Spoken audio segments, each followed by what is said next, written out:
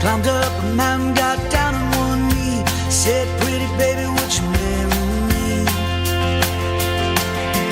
Tells a dirty joke when I'm feeling blue, pours me a drink, maybe sometimes two. Lord, I'd hate to see her go. I love that girl from Buffalo.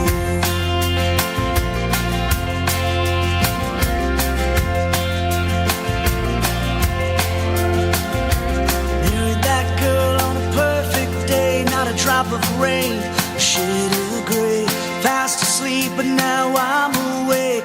Gotta keep it close, whatever it takes. If there's a day when you don't want me, I can't show you the woman I see. One little thing, honey, you should know. I love that girl from Buffalo. 'Cause she tells a dirty joke when I'm feeling blue, pours me a drink, maybe sometimes two. Lord, I'd hate to see her go. I love that girl from Buffalo. I love that girl from Buffalo.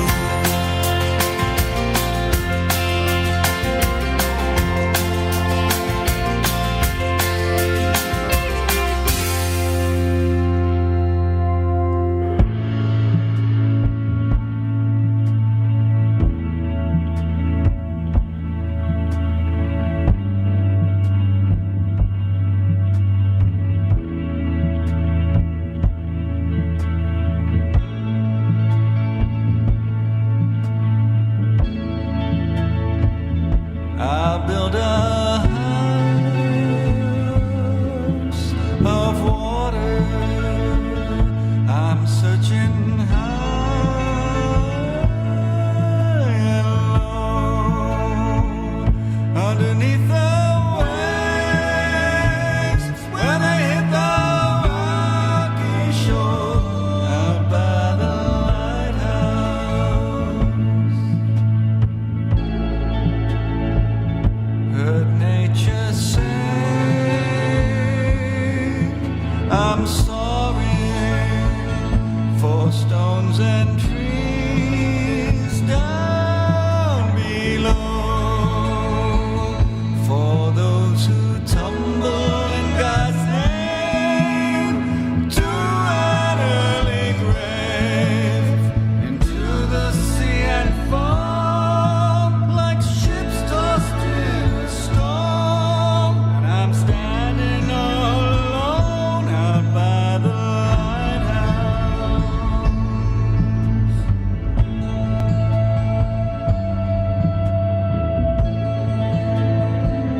The rerun coming up is St. Patty's Day Special. I think I remember this one being pretty fun.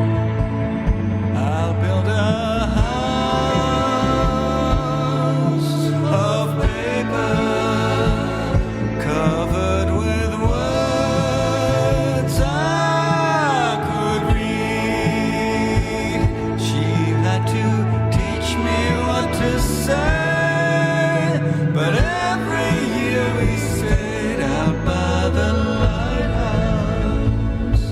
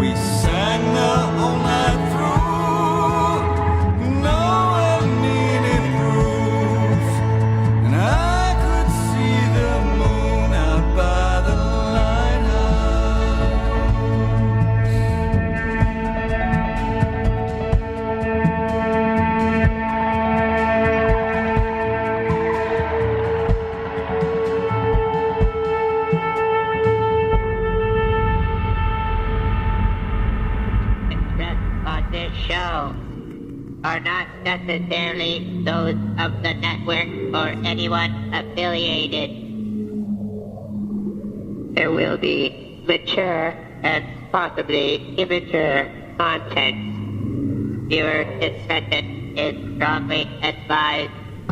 As a matter of fact, I probably wouldn't listen at all. It's very poorly produced. Take me to your leader.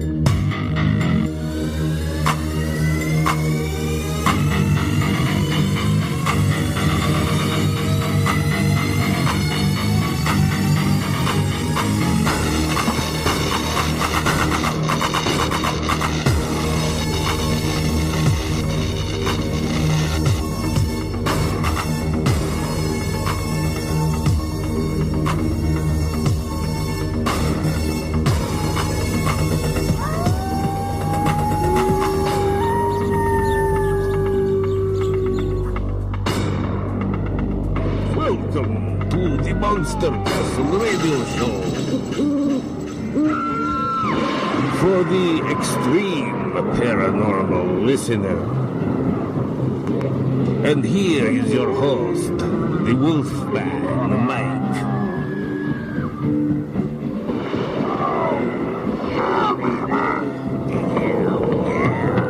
This is where the real freaks hang out, alright, yeah.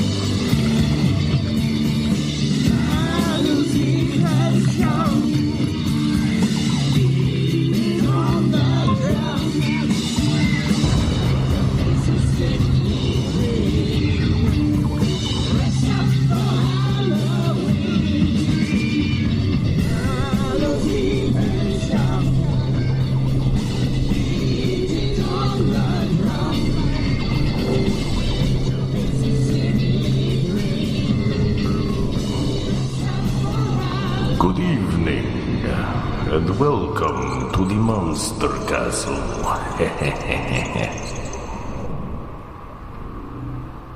And we are here on Monster Castle Paranormal. Welcome, everybody. Happy St. Patty's Day. I hope y'all are indulging in the sacred liquid of green-colored, possibly malted beverages or Irish whiskey. Yes, indeed. How you doing, Adam? Awesome, brother. And, let's see, what do we got today? I believe, I think we're just gonna go right into...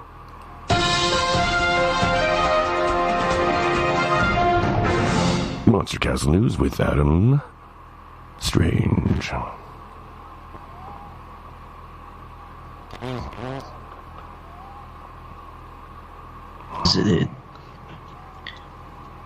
The Rocky Kraken of Antarctica.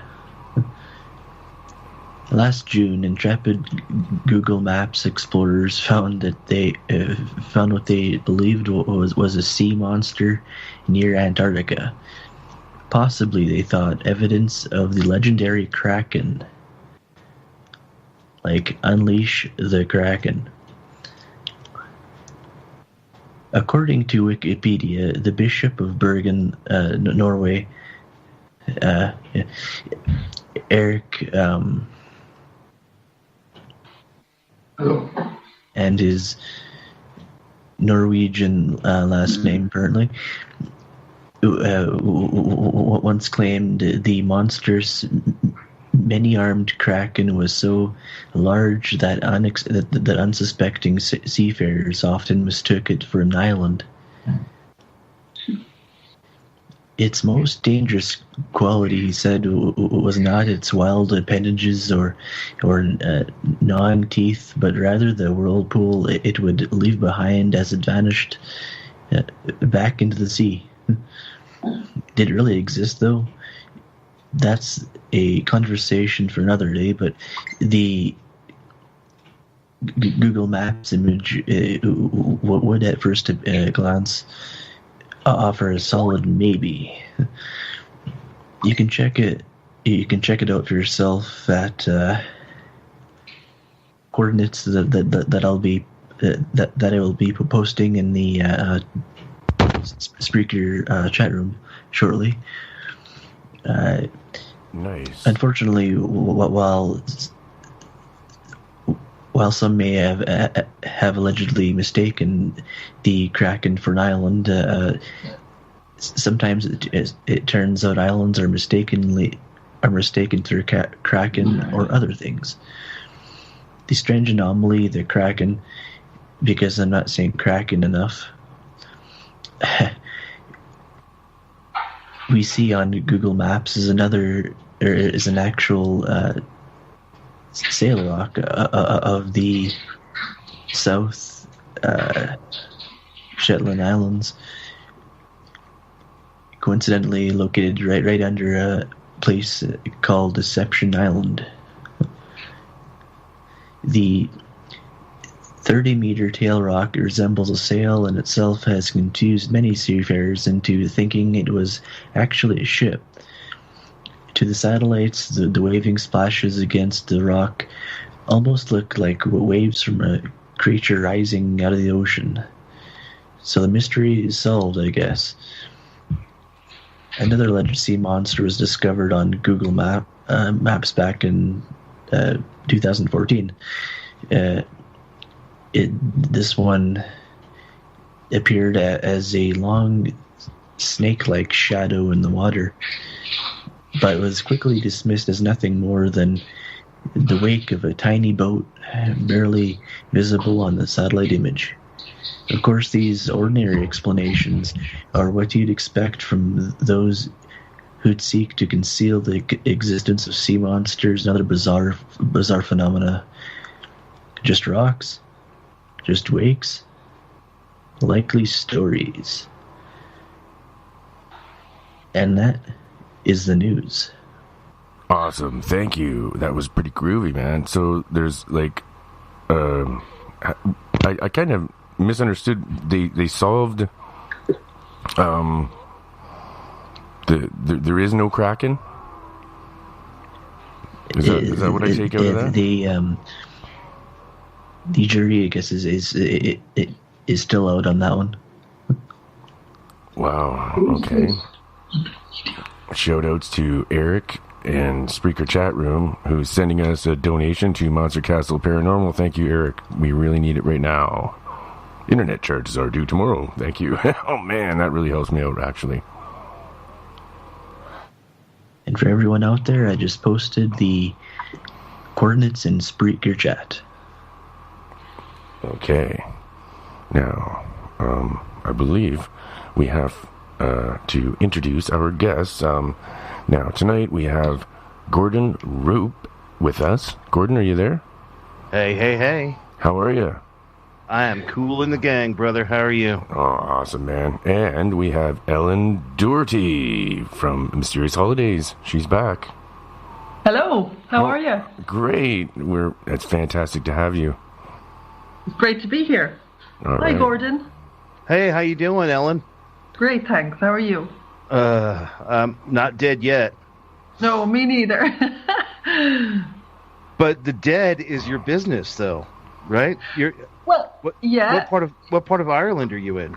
We're in the southeast corner down in Wexford.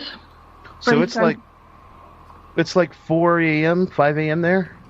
Yes, and I just get the impression that your hour changed since the last time we spoke. Did it?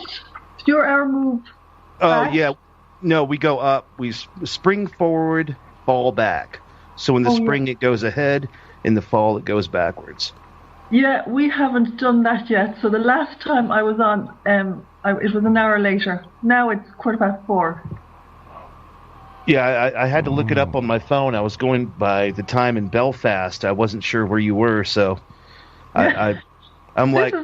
This is a tiny island. We're all on the same time. Well, I don't know that. I'm an American. I'm ignorant. You got to, Yeah. Likewise, for me, so far away from you over there, so we'll have to forgive each other. Well, I'm in America. Mike and Adam are in Canada. Yeah. So this is truly an international flavor show going on. Yeah, great. Oh, yeah. And, hey, Gordon, could you tell us a little bit, tell the audience a little bit about yourself? He's an author, and... I is a writer.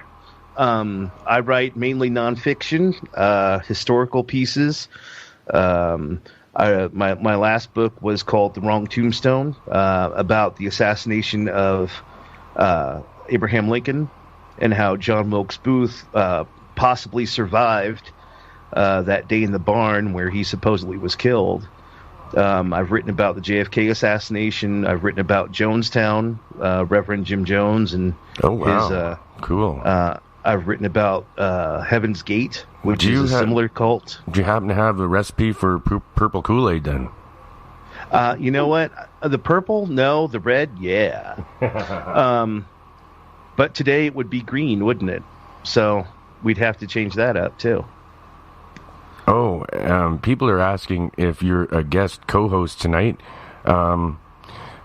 Yes, I suppose. But he's really just a guest. But he can you can do whatever you want with us tonight. I ask questions. Yeah, That's my job. People can ask you questions as well. You're exactly an authority on history and many other things.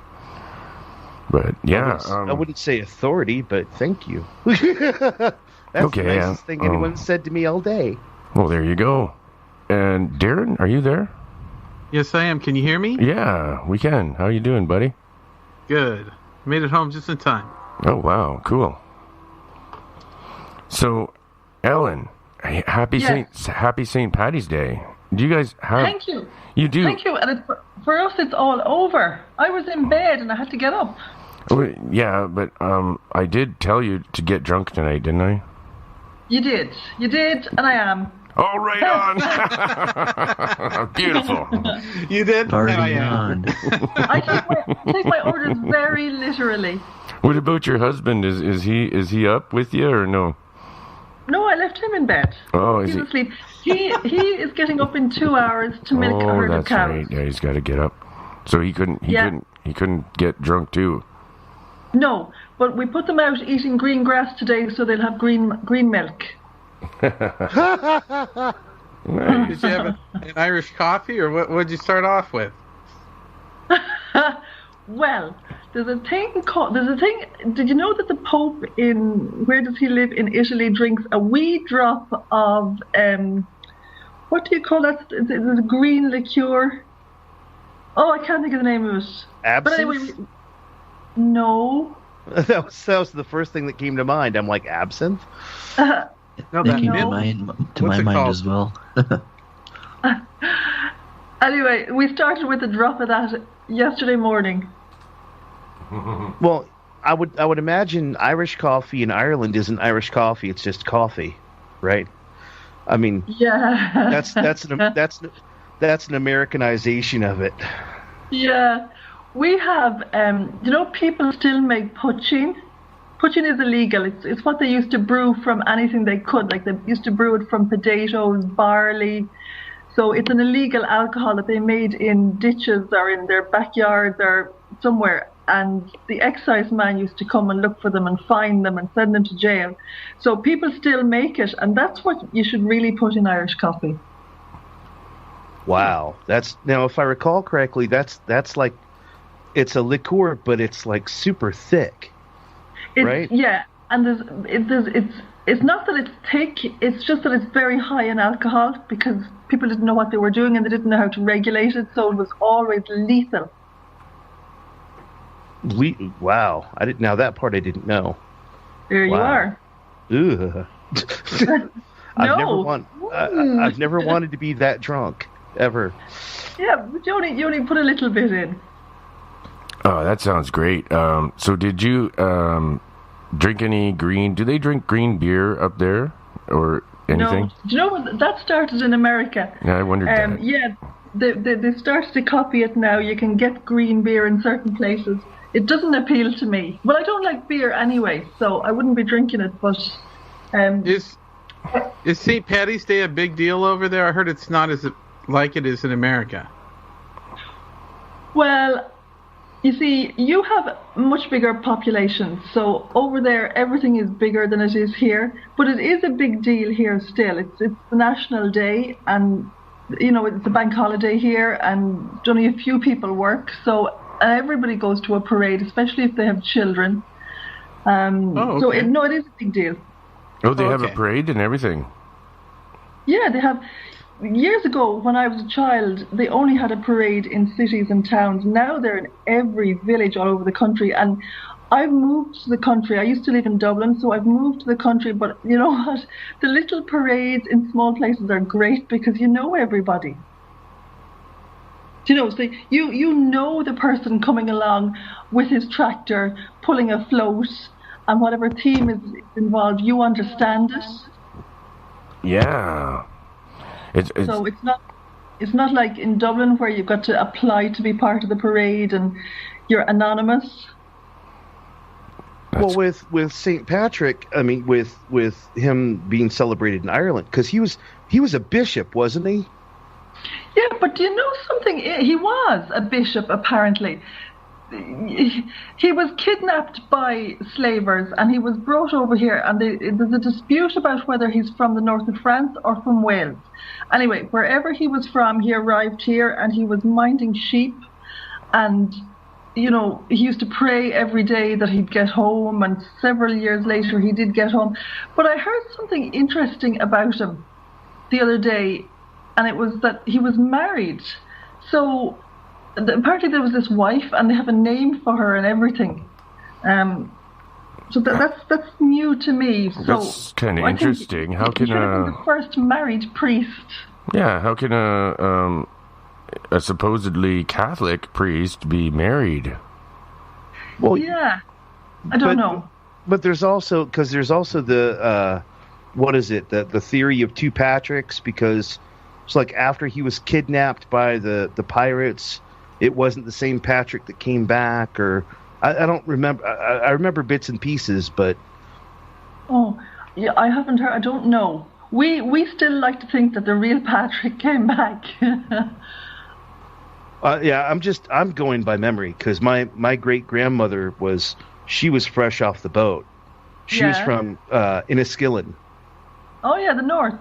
And so she had the thick accent, and she would tell me these stories, and so I know bits and pieces. It's just I'm just trying to go off of memory, and let's face it, I'm an old man and my memory's not what it used to be.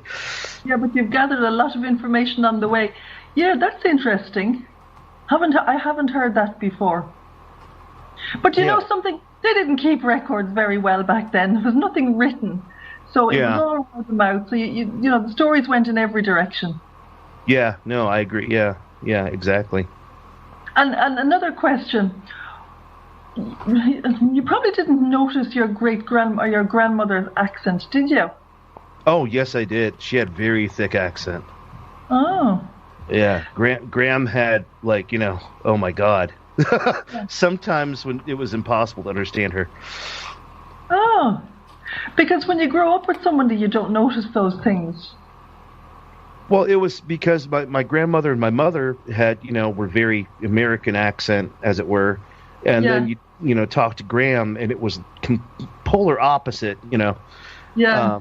So, I think that's why I noticed it was because of the differential. Yeah. Interesting. But I don't want to. I'm like, I can feel the dirty stare from Mike. I'm getting I'm taking over. Talking. Yeah. I'm taking over his show. Okay, we got a question from the Spreaker chat room. And it's is it true about the Mick, the abbreviation before the last name, like Mick, and the C is if it's up at the top, then you're from the north, and if the C is at bottom, then you're from the south? Do you know what I'm talking about? No, never heard anything about MC, the abbreviate, say like McDonald's, and if the C is at near the top of the M, or the no, that's not true. Eh? No, that could not happen if you just think about it. Because years ago, when we had Mick at the top and Mick at the bottom, they would have been writing by hand. Then they got typewriters. They didn't make typewriters. No. That's a myth. I just I have seen it when it's written by hand. That reminds me of way back when people used to actually do handwriting. Yeah. Way back then, remember? Yeah, we went to school. Some kids don't even know cursive anymore. We had to write with our right hand, and if you were left-handed, you had to write with your right hand, or you'd be whipped. Right? Yeah, back in 1881. Yeah. Yeah, they were cruel back then. Oh, yeah. But do you know what that does? I know it's a terrible thing to do to a child, but nowadays you, in we're living now, you should use your other hand because it's good for your brain. It wakes it up, it makes it think, and it's making it learn something. Sorry, that's my alarm going off. That's my alarm to get up. All right, to be on the time radio. to get up. All right, everybody. Yeah. Get up now. I was a nerve behind, yeah. Yeah, it's time to get up and drink. Okay. Yeah. Mike, you should use your other hand for drinking. Well, I'm using both. From what I hear, Mike's used to using his other hand, but that's for other things. No, actually, Okay, I'm double fisting it tonight. I've got a beer in each hand, and they're both green. Why are both your hands my green? left hand tonight drinking? Actually, they weren't green, but I left them out a little too long. Sitting out, so started turning Anyone have a green I don't thumb? want to waste it. Oh, see, there's Adam. Yeah, green thumb. See? Oh, yeah. So I want to ask you, Ellen, about this myth from Ireland. What are they called again? Gordon? Oh, Jesus Christ. Silkies? Silkies. No, he's in the sky. Sulky. Oh, sulkies. Yeah. Oh, my God. Have you heard about sulkies? Oh, before we go on to sulkies, you seem to get... my brother lives in America, so I get this from him. So you seem to find out all these things about... That's travelers. That's a traveler custom. He was talking to me a couple of years ago, and he was saying that there was an article over there about Irish communions and the way the children were dressed like little brides. Oh, do you know yeah. Do you know what Yeah. I'm talking about? That, Yeah, for Catholic Yeah. communion. Yeah. Yeah, and it's a traveller custom, and those kids would have been making their communion because they go. You want to see what they do. It's incredible. Anyway, sulkies is a traveller custom, and a sulky is usually one man on a two-wheeled cart, and a pony will pull it, and they have races, and they take over the roads. Like there could be 4 or 5 of them abreast on a road.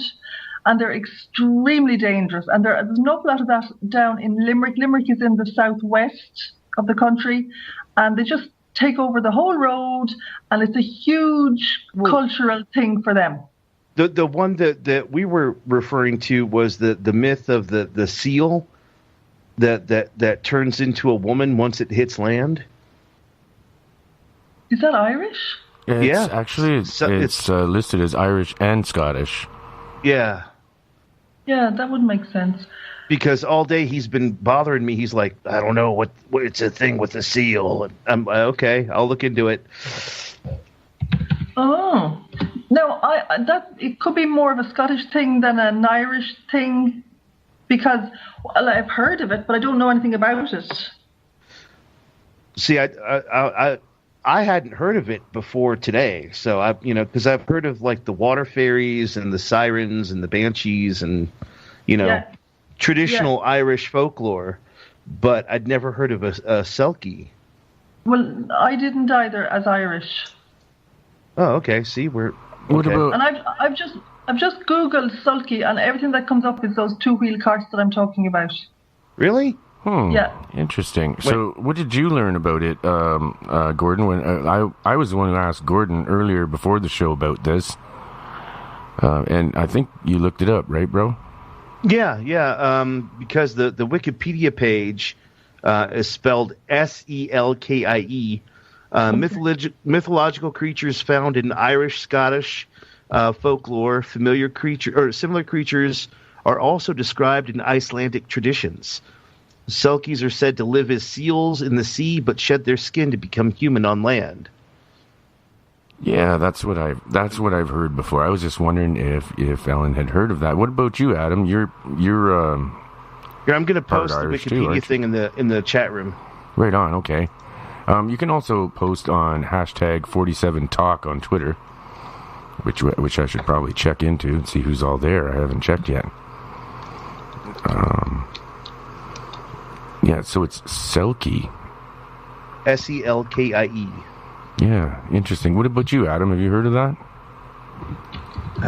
I can't say that I have, no. 'Cause you've got some Irish background too, haven't you? Yeah, I have. I'm 43% Irish yet. How did you figure out 43%? Like, did you measure your DNA or something? I did actually. Yeah. Does that mean you like the fight? So we only have to 43% kiss you. And send it to Ireland, and what do you know? So only have to Did kiss you him. really? I did, yeah. Wow. Are you serious? And where else are you from? I also have Scottish blood in me, and I have Roman blood as well, and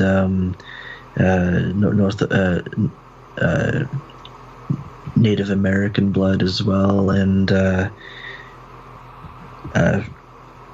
French, British, German, Norwegian, all over the place. You're a complete mongrel. So you drink a lot of blood. Roman, that's not pretty really. cool. Oh. Anyways, My brother did that, and we're pretty much the same. I guess I don't really need to do it because my brother did it, and we had some ancestors from Israel area, Wow. which I found fascinating. I was surprised. Yeah. where's Jeff Well, yeah, tonight, 'cause- Darren? Do you know where Jeff is? Jeff the Grey, where are you? He said he might make an appearance. He's working tonight. Tomorrow night's the night he usually can do more. He said he never woke up last week. He was so tired. He's been. But he'll be back tomorrow. He'll be on tonight too, I think. I figured he'd be out, revelry and, He's working. He's got to working. work. But he's going to call. Man. Well, I hope when he calls, he gets a few Irish whiskeys in him. Yeah. I wanted to ask. I do want to say something kind of on a serious note. Alrighty then. If it's okay with you guys. That's pretty hard for us to do on this show. Outright. Everybody okay, try we'll to try be to get serious here. Okay, hang on. I'm concentrating. Okay, go ahead. This past week, a friend of mine, Alan Janowski, passed away, and he was a celebrated writer.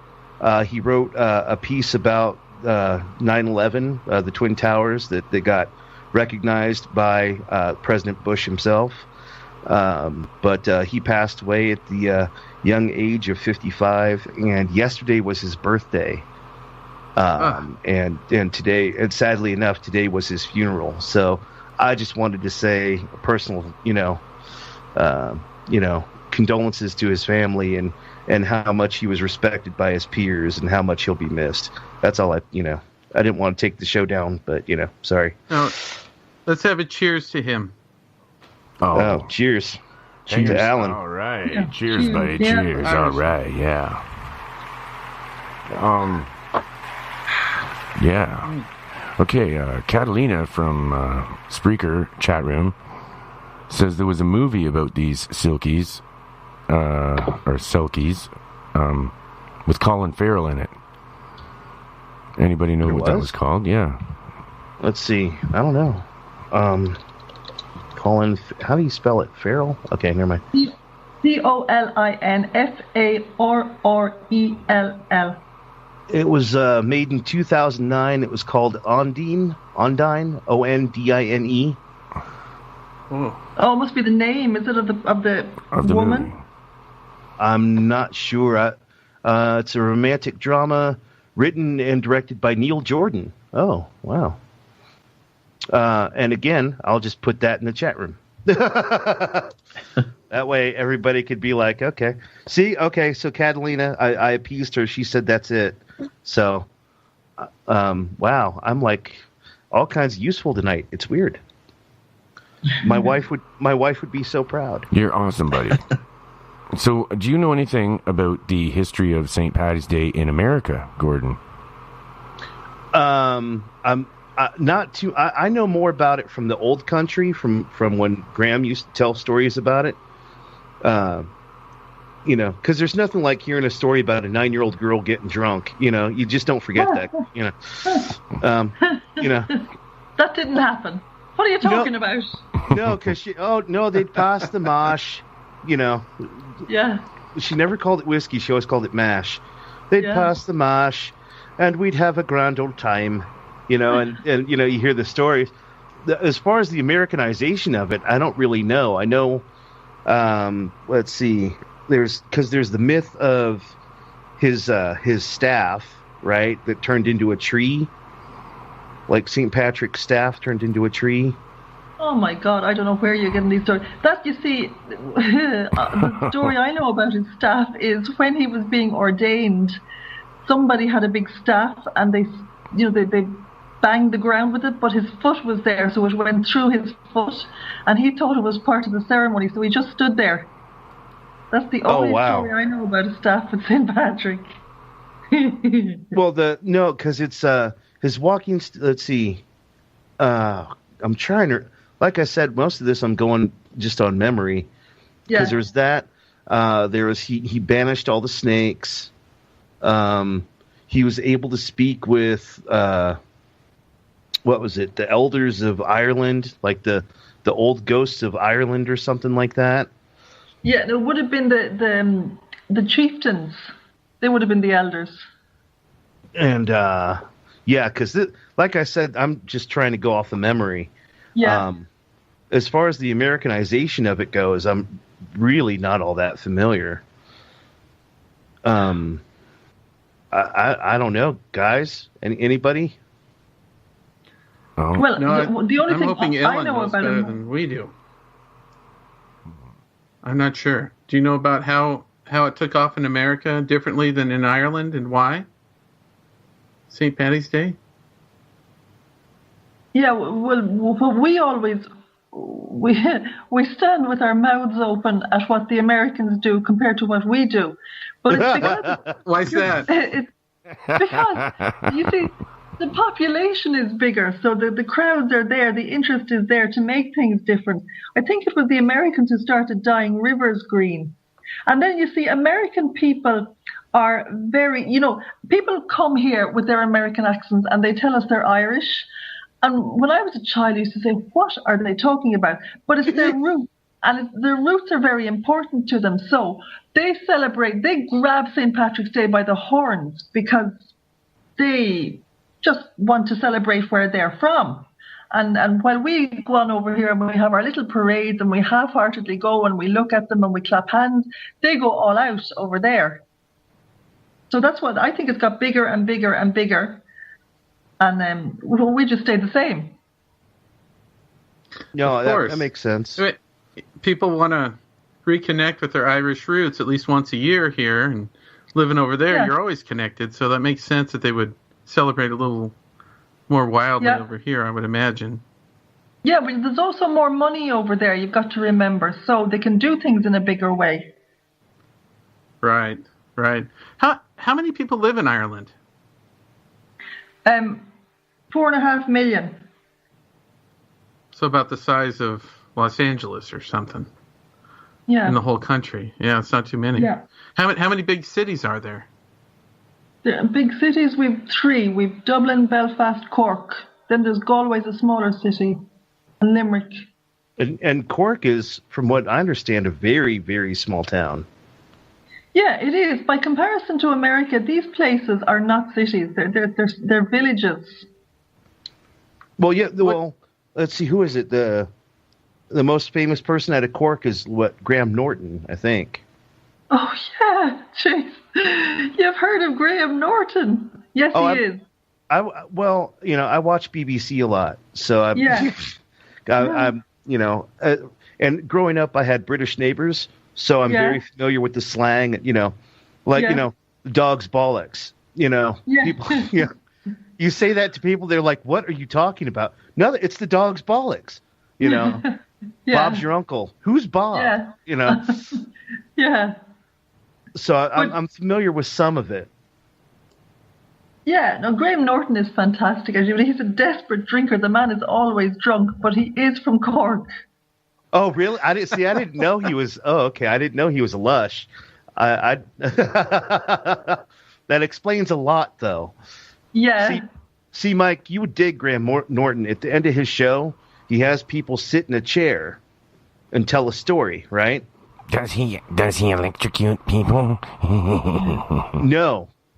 He dumps them over. After making him tell the story? Oh my gosh! He pushes the chair over. Well, no, it's on a switch. It's on a switch. So if he doesn't like the story, he pulls the switch and they dump over. Oh, that's a great idea. We should do that on our show. Well, you tell a story, and then if it's not good, Wolfman can electrocute him. Yeah, that's awesome. The presenter is the one in charge of whether he thinks it's a good story or not. Yeah, so it's pretty novel. Yeah, or you can always just one of those, right?